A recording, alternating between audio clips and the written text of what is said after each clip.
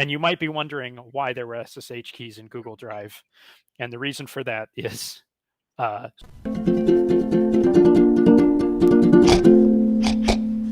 Andy did the incident response for one of the largest breaches in social media history, and from his perspective, he watched his employer downplay and never fully acknowledge the extent of what happened. This company suffered a large breach of literally every active user and didn't report it because they weasel worded some statements and read the legal doctrine with squinting through their eyes in order to avoid having to actually report it to anyone.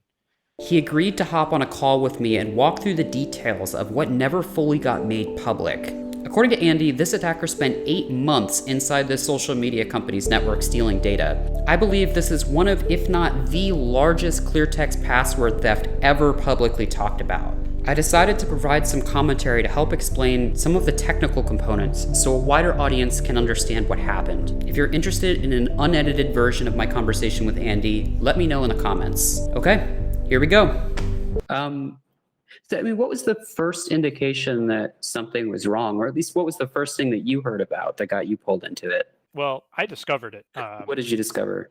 I discovered while troubleshooting some VPN type access for one of our users. We had very few systems that had external access on SSH, and those were our break glass systems. Were they bastions, or were they just direct production services that you could SSH into? They were effectively just VPN concentrators. They were Linux hosts, but we were running our own VPN concentrator configuration on them, and that was really their only function. And if you typed last to see who the last folks to log in, well, what you expected to see was, admins across the systems team logging in from internal IPs, and maybe the very rare connection from somebody's cable modem at home or something because they were working on a problem or whatever and needed break glass while out of the office. What you didn't expect to see is no history, which is what I saw in one host, and root logins from Russia on the other host. Logs were symlinked to dev null, specifically wtemp. And so that kind of kicked off our, at the time, non-existent incident response process.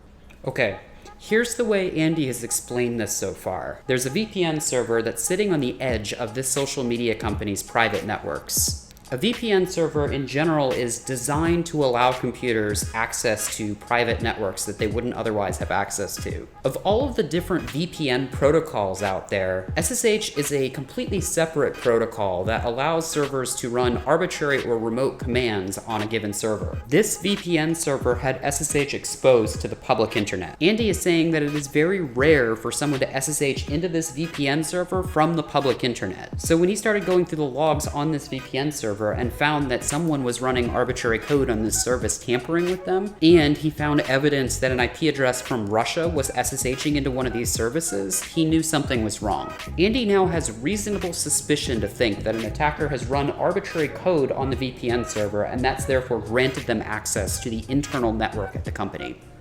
Well, so I can tell you that when I saw the Russian logins to SSH on the VPN servers, I stood up and walked and found my management and said, we have had a breach and I'm beginning the investigation of it. And I need to see you all the way up to the CEO, which, I mean, the CEO sat 3 rows over from me. I could go tap him on the shoulder. So that wasn't a weird anomaly, but I was I need to see basically half a dozen of the top people in the company in the conference room in 30 minutes, and I'm going to try to have more information for you then. And then I went back to my desk and started doing all of this stuff. There's no doubt in my mind from seeing Russian IPs SSHing into our VPN servers that we have been hacked. That is a certainty at this point. And at this point, it's just all about figuring out what did they do, and how did they get there? What was that next clue Well, that allowed you to? what I was able to determine is about, let's say, like 12 to 16 hosts that they definitely went to directly from these jump hosts. And then from there into further hosts. But it gets muddy at that point, because in a company where the modus operandi is everybody grabs the root SSH key and uses root to get on every box everywhere, it starts to get very fuzzy as to like whether it's legitimate traffic and not. But at the very least, Let's just jump in. But not only does everybody have access to production services, which I think, it's for better or worse. That's unfortunately all too common at a lot of companies. But you're saying it was common practice for everyone to use the same credential. And yes. so you couldn't tell who was doing what because everybody was just logging in as the same user. It's actually a little bit worse than that. So it's not just that everybody commonly used the root credential. We only used the root SSH user. There weren't other users on those hosts to use. Now, that changed, of course, very quickly after this incident, because we needed to have attribution to actions that happened in production. But that was something that we identified and fixed as a result of this incident and not beforehand. In many ways, it was kind of a perfect environment for someone to break into, because once you're in, one hop and you've disappeared into the noise of day-to-day operations. The attacker made some mistakes and didn't successfully reroute logs in a few cases, so it allowed me to kind of start to put together a timeline. And that, combined with these sort of dozen or so hosts, allowed me to start to get a picture of what they had accessed and how long they had had access. And I believe it was somewhere in the neighborhood of like 8 months that they had maintained access before I discovered this thing happening. Once you were in any box that was inside the perimeter, everything's on one big 10.IP space, and you could traverse the entire network from anywhere to anywhere at that point. So.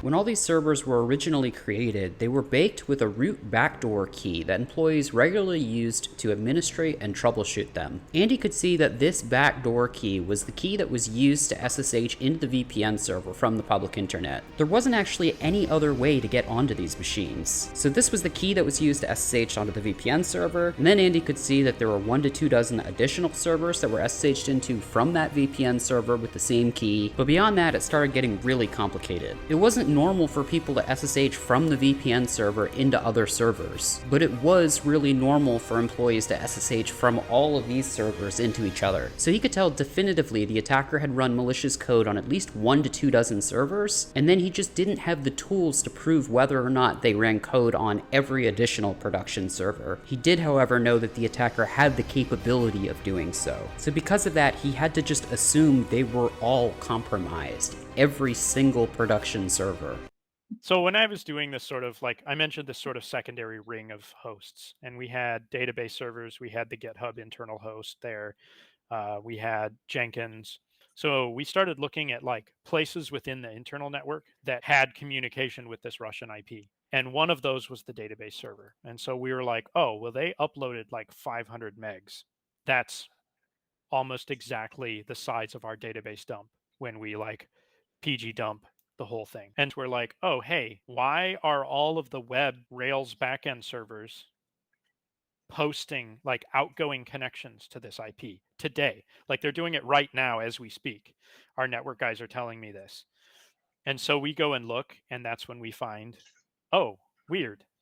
Login.rb posts to this thing right before it checks the login. They're not even capturing only valid credentials. They're just capturing literally whatever anybody has typed into the form. We're talking to the web team. We're like, why is it doing this? And they poke around and they're like, that's not in the code that's in GitHub. Okay, how is it getting there? So they're like, well, we'll just will redeploy. And so they hit the redeploy button. Jenkins does its thing and redeploys to the web boxes, and it keeps happening. Like, it's still happening. Like, we literally added a version tag at the bottom of the website for a little while just so that we can prove to ourselves that the redeploys were happening. And it's still posting to this Russian IP. Then one of our deployment engineers started poking around on Jenkins and realized the Jenkins post build shell script that kicks off, that does the deploy. It like tells the web servers to go out and fetch the new code and restart and all of that stuff. The way it loads plugins, so it sources like from plugins.d/star, and this person had put an extra file in that directory that literally just injected, it literally diffed the login form and added the extra post line. So they replaced Ruby code in the main Ruby web server, basically. They said, wherever the file is, do this replacement such that the new code for every single password that's sent over to the server, a copy of it gets sent to Russia. Yeah, they just added one extra line. And so it happened on Jenkins during build, before deploy, outside of the Git repo that managed all of the plugins and the deploy script. There's a file that's not in Git, and it's just doing Git pull every time. And as long as Git doesn't overwrite that file, there's no collision and no errors, and it will just successfully go. If you ran Git status in that directory, you'd see that file with a question mark on it. Git is perfectly happy to just keep pulling down new code around it and let it continue to do its thing. And that was how they actually were shimming that login page. Get too strong, wanna battle with the beast, bring a few on. The commander and the chief for my crew on. Bullets rattling and whistle at your toque, never sleep, eyes open, hands clutching on my loop, it's a war zone. When Andy started combing through network logs looking for the IP address that had been SSHing into everything, he found that a copy of the entire production database had been stolen and sent to the attacker. At this point, the attacker had almost all of the user data, but there was one piece that they were still missing: the user's passwords. See, in modern web applications, companies won't actually store a copy of your raw password in their database. Instead, they store a piece of cryptographic proof that allows them to confirm when they see the correct password without having to store the password itself. This is called password hashing, and although the attacker can still guess your password via brute force given the password hash, if your password is unique, randomly generated, and long, they can't guess it in any reasonable amount of time. So I think what really stands out here is the attacker was motivated enough and persistent in their network long enough. They modified the code that does the password checking so that it also sent a raw copy to the attacker. In my mind, this is what differentiates this breach from all of the other breaches you probably know that you were impacted by on websites like Have I Been Pwned. Because the login for this social media company was backdoored for months, this attacker stole more clear text passwords than any other publicly acknowledged breach that I know of. Here's how the backdoor actually worked. When developers at this company wanted to get new code deployed to production, first they would deploy their changes to GitHub. Jenkins would then pull in the code from GitHub, run some build steps, and then deploy to production. Rather than the attacker checking code into GitHub where it could have been found via a code review, they put some malicious code on the Jenkins server that on the fly replaced the code flowing from GitHub to the web server and stubbed in the extra malicious lines that would send the clear text passwords to the attacker. This sneaky backdoor stayed undetected for months and was only identified when Andy began examining those network logs looking for that Russian IP address that was SSHing into everything.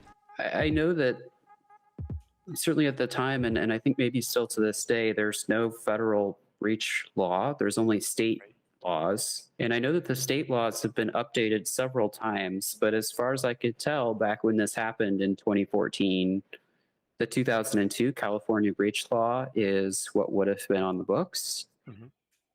And the definition there of a breach would have had to meet one of three requirements. The first would have had to have been driver's licenses, which it sounds like that wouldn't have been met. The second one would have been social security numbers, and it sounds like that wouldn't have been met. And the third one would have been... We'll come back to that one.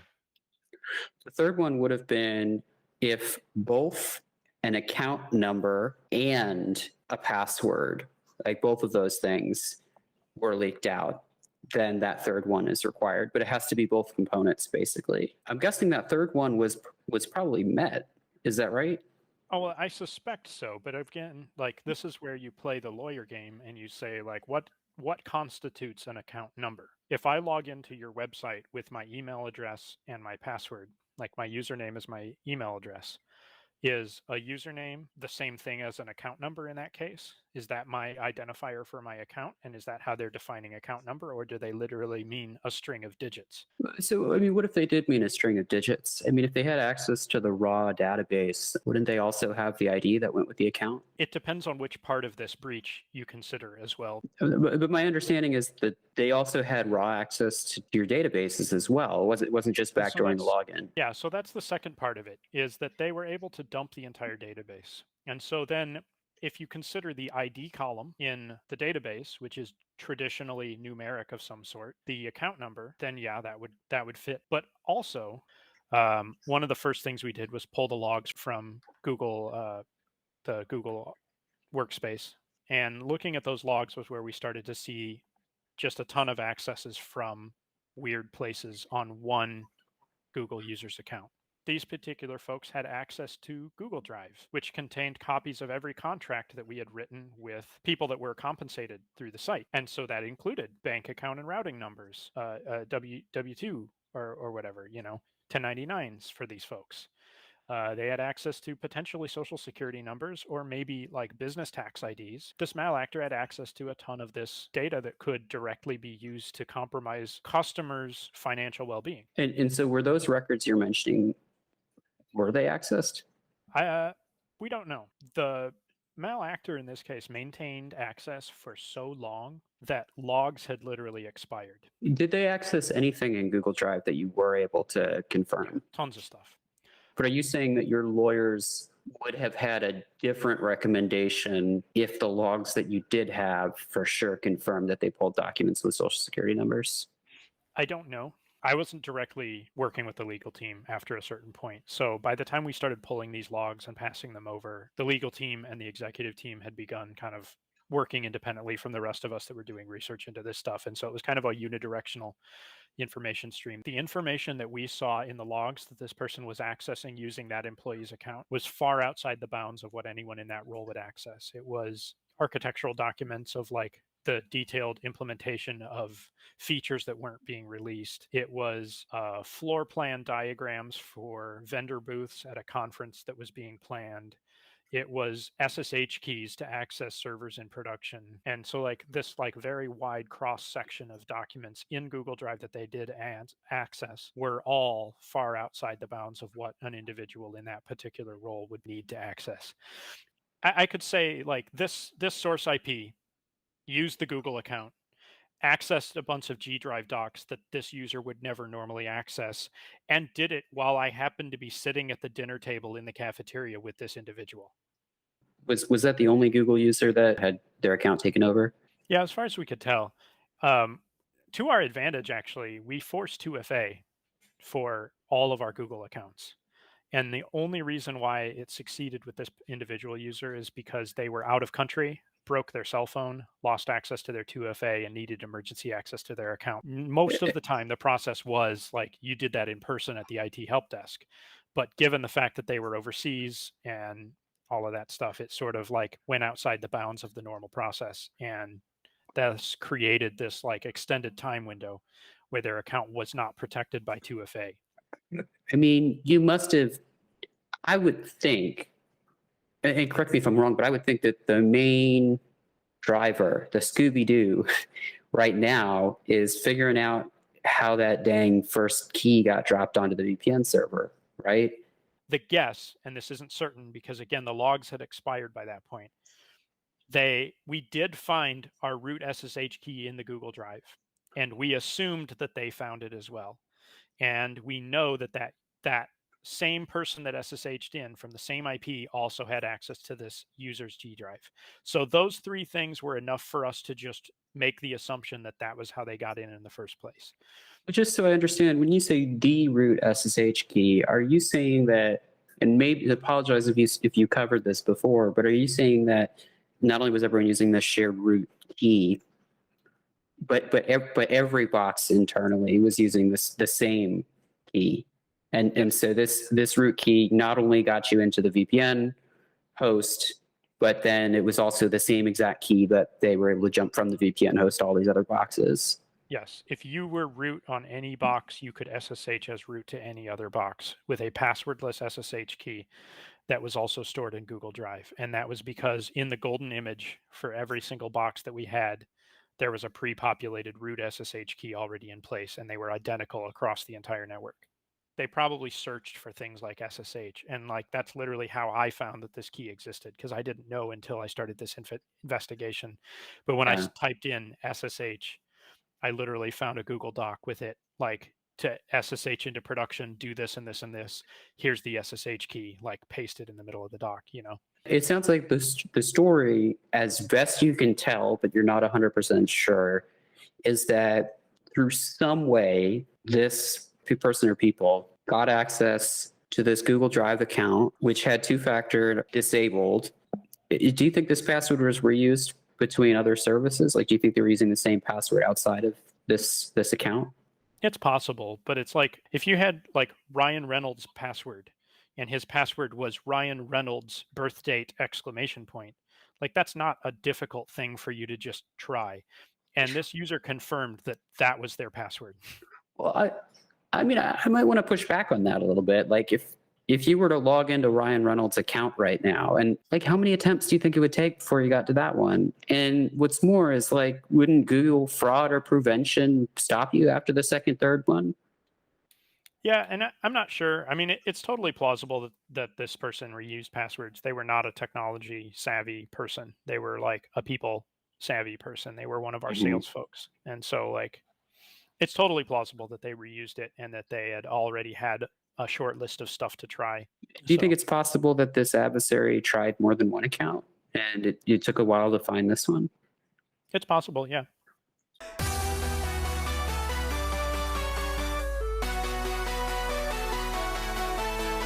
This social media company used Google Drive to save and share files, and like many companies, they had permissive enough share settings on a lot of those files where anyone at the company could download them. This included really sensitive tax documents for everyone compensated through the site, but the most impactful file had the SSH key that could access all the services that were compromised. Andy's working theory here is that the hacker guessed the password for the employee's account that got compromised, and because this account didn't have multi-factor authentication on it, the password was all that was needed to log into the account.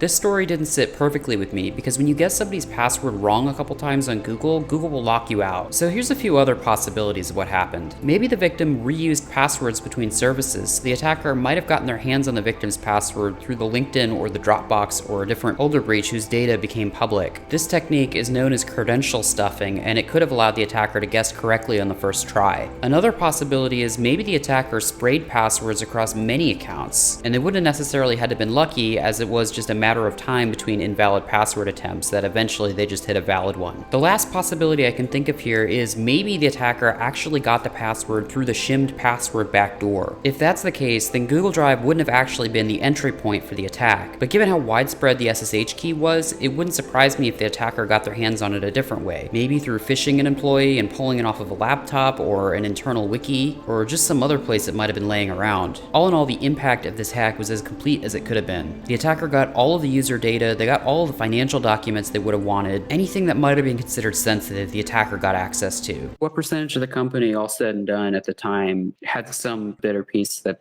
something really bad had happened?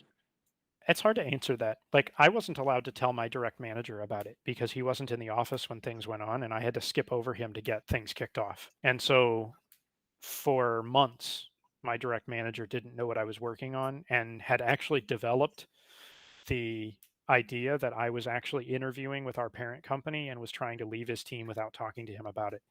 So I actually suffered a lot of personal backlash from him directly on that stuff because I wasn't allowed to discuss with him the work I was actually doing.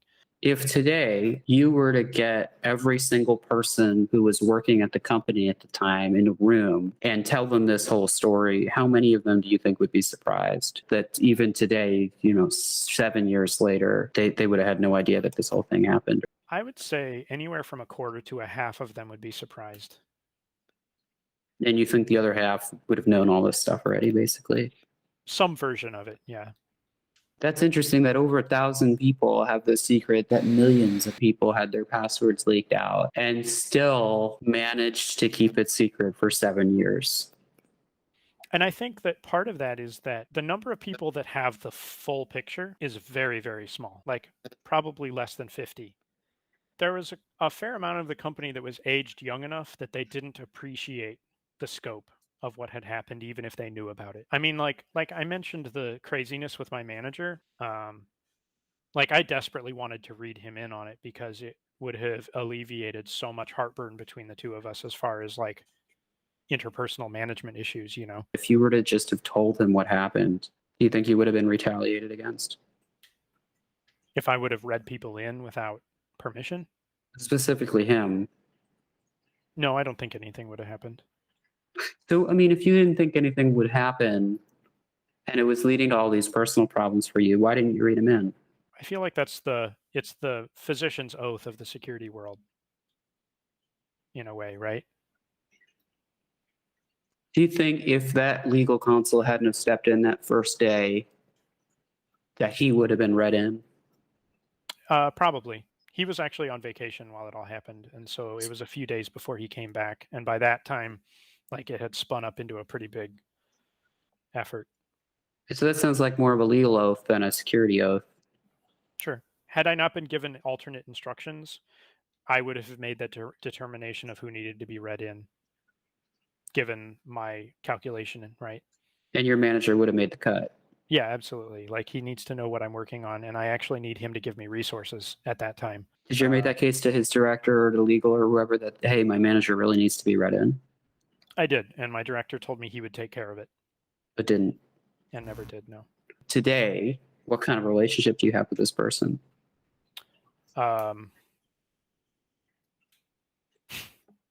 Given the way things went, not great. And they never, when you were back to when you were talking about how many people would raise their hands, like this would be a person who would raise their hand and this all would be a surprise to them. I think a lot of it would be. I mean, I ran into him at the train station in the city several years after this, and he like waved and said hi. And I think I remember saying, you know, like, you realize that I was doing as I was directed and all of this stuff all the way through that entire situation. And he did tell me that he only found that out after I departed the company. I'm not sure what he found out. At the very least, he found out that I was doing what I was supposed to be doing. But yeah. Hey, thanks so much for making it all the way to the end. If you want to hear more stories like this, please share this video and consider subscribing to this channel.